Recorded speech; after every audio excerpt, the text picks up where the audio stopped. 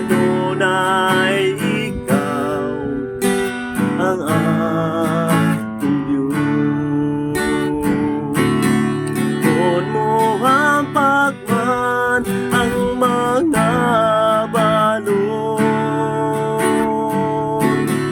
kung may bagyo man kauban ka lungalon, o magari ka labaw sa tanan,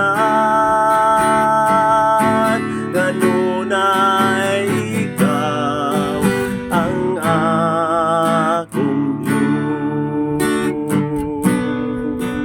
Kanunay ikaw ang akong Diyos.